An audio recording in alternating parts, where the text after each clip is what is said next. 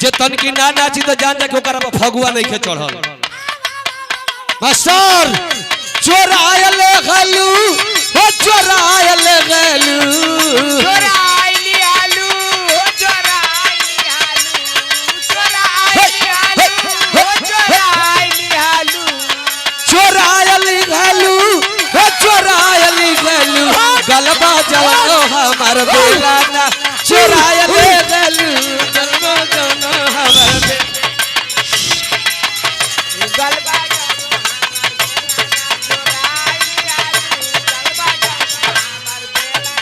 चोरायल गलू गलबा जवानो हमार बेलाना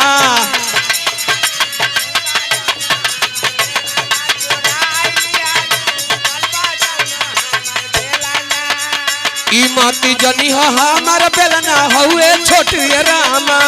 माटी जनी हमार बेलना हुए छोट रामा माटी जनी हमार बेलना हुए छोट रामा ई माटी जनी हमार बेलना हुए छोटी रामा माई रे हिकते हिकते हिकते हिकते ई मत ए लड़की के रहता हो ई माटी जनी हमार बेलना हुए छोटी रामा हिकते हिकते हिकते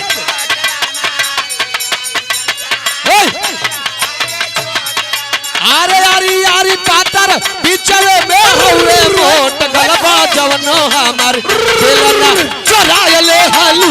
गलबा जवनो हमार बेलना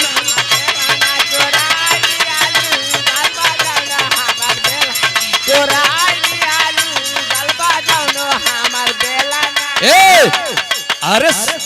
अरे सोना नियर बाड़ू या सुगिया सूतल बाड़ू रजाई में सोना नियर बाड़ी रे सुगिया सूतल बाड़ू रजाई हिलो हिलो सोना नियर बाड़ी रे सुगिया सूतल बाड़ू रजाई में अरे सोना नियर बाड़ू या सुगिया सूतल बाड़ू रजाई में सोना नियर बाड़ी रे सुगिया सूतल बाड़ू रजाई में सोना नियर बाड़ू रे सुगिया सूतल बाड़ू रजाई में अरे होली में डाल डलवाला ना तो फिर हम मिलब जुलाई में होली में डाल डलवाला ना तो फिर हम मिलब जुलाई में होली में डाल डलवाला ना तो फिर हम मिलब जुलाई में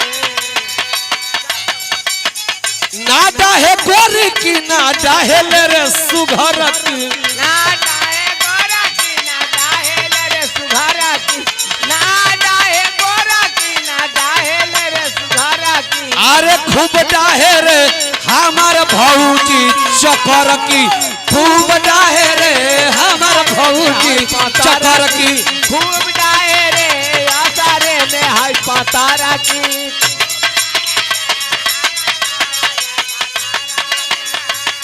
मरकंडे बाबा होली में भैला लवंडे बाबा होली में मोर काम कैसे मरकंडे बाबा होली में भैला लवंडे बाबा होली में भैया लवंडे बाबा अरे होली में भैला लवंडे बाबा होली में भैया लवंडे बाबा होली में भैला लवंडे बाबा होली में भैया लवंडे बाबा मरकंडे बाबा